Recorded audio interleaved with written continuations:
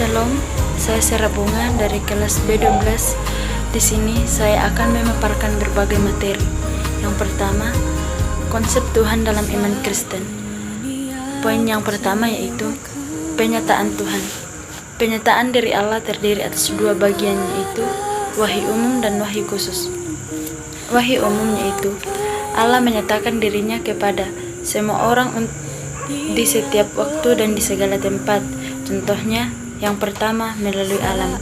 Alkitab juga menyatakan bahwa pengetahuan Allah dapat diketahui lewat ciptaannya, menceritakan kemuliaan Allah dan cakrawala. Contoh yang kedua, melalui sejarah, kehidupan manusia, kehidupan bangsa Israel yang masih ada saat ini. Peninggalan-peninggalan bangsa Mesir yang memperlihatkan bahwa Firaun memang ada pada masanya, serta peninggalan sejarah lainnya. Contoh yang ketiga, kesadaran hati manusia atau hati nurani. Setiap orang mempunyai suatu keyakinan bahwa ada suatu realitas yang lebih tinggi daripada dirinya, walaupun bentuk kesadaran dan praktek agama memiliki suatu sikap penyembahan kepada Tuhan yang harus beroperasi dan dari dalam diri manusia. Yang kedua, wahyu khusus.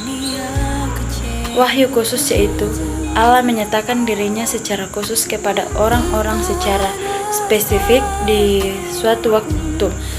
Contohnya, yang pertama itu melalui Yesus Kristus atau bersifat personal. Yang kedua, melalui Alkitab atau bersifat profesional. Poin yang kedua yaitu Allah Tritunggal. Menurut Stephen Tong, Allah Tritunggal adalah tiga pribadi dalam satu Allah, yaitu Allah, Bapa, Putra, dan Roh Kudus. Di dalam Alkitab tidak disebutkan tentang Tritunggal secara langsung. Istilah ini digunakan oleh Tertullius sejak abad ketiga. Penggunaan istilah ini untuk membaptis seseorang memahami esensi Allah dalam tiga pribadi, yaitu Bapa, Putra, dan Roh Kudus, yang dimana Bapa sebagai pencipta, Putra sebagai penebus, dan Roh Kudus sebagai penghibur. Ketiganya tidak dapat dipisahkan satu sama lain. Yang ketiga yaitu hakikat Tuhan Allah. Hakikat Tuhan Allah terbagi dua, yaitu Allah itu kekal, artinya Allah tidak memiliki awal dan akhir.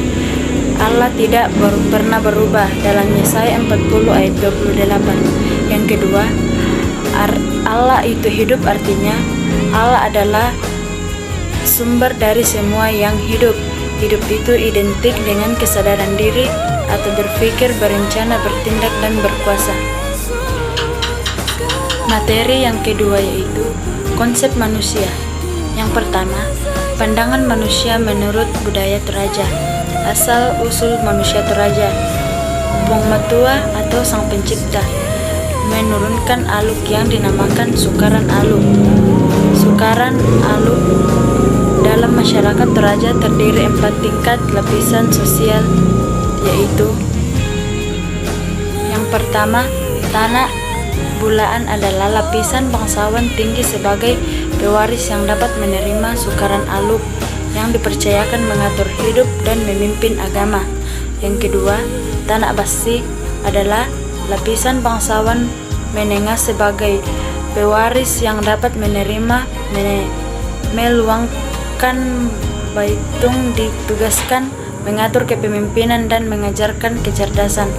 Yang ketiga, tanah karurung adalah lapisan rakyat biasa yang merdeka, tidak pernah diperintah langsung sebagai pewaris yang dapat menerima pandai, yaitu tukang-tukang dan orang terampil. 4. Tanah kuak-kuak adalah lapisan hamba sahaja sebagai pewaris yang menerima tanggung jawab sebagai pengabdi, biasanya disebut makulu mana. Keempat lapisan tersebut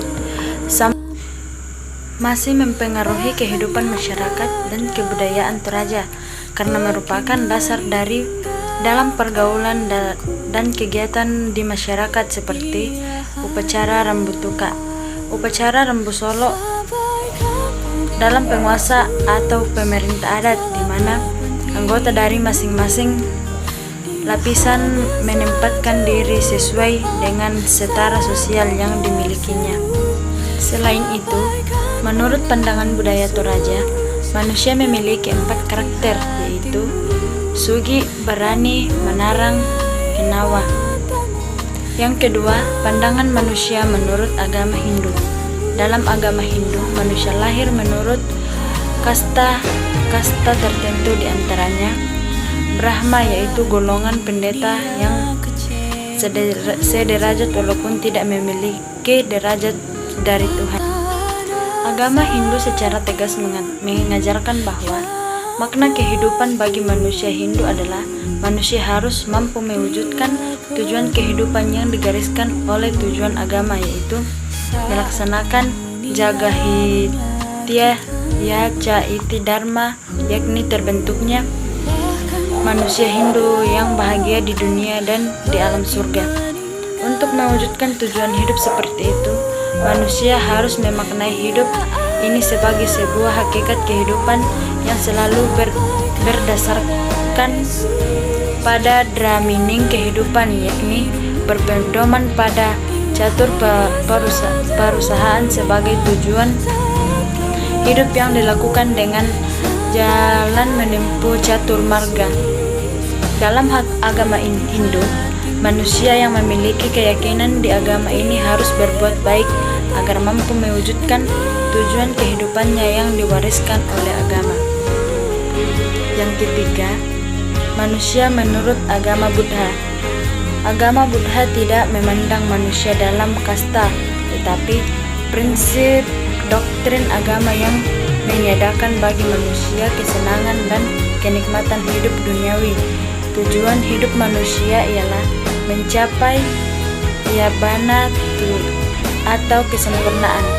Dalam agama Buddha, lebih ditekankan bahwa manusia yang memiliki keyakinan di agama ini harus berbuat baik agar mampu mewujudkan tujuan hidupnya yang diwariskan oleh agama.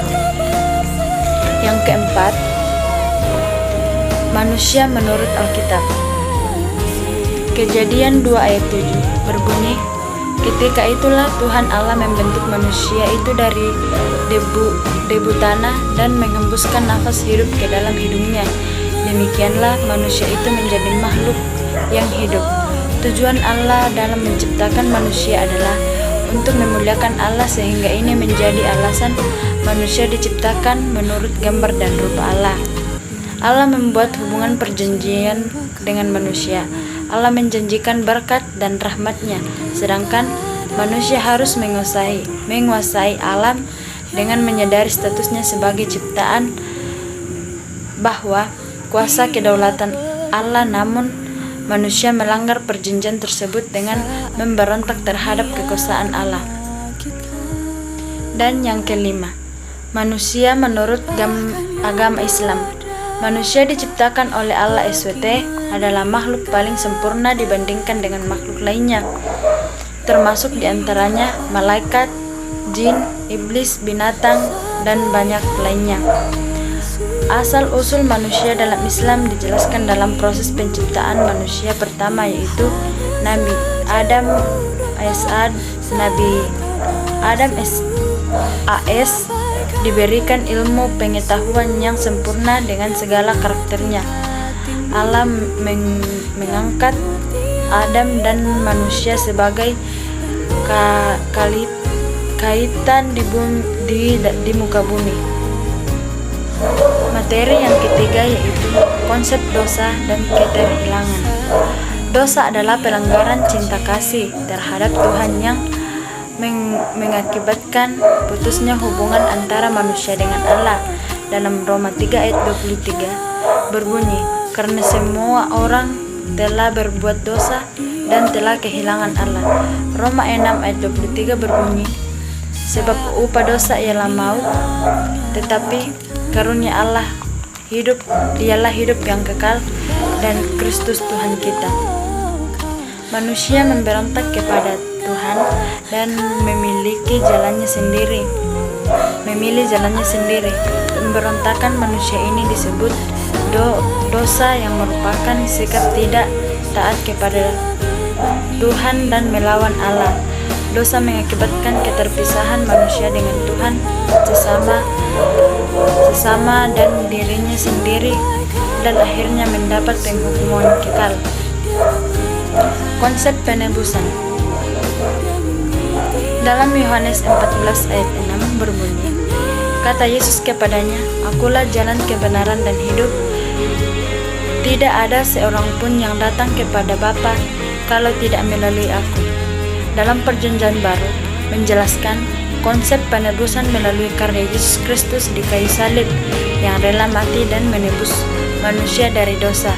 Pengorbanan tersebut merupakan wujud kasih Allah kepada manusia, dapat beramat dengan Allah melalui penebusan Kristus di atas kayu salib. Itulah beberapa materi yang telah saya paparkan.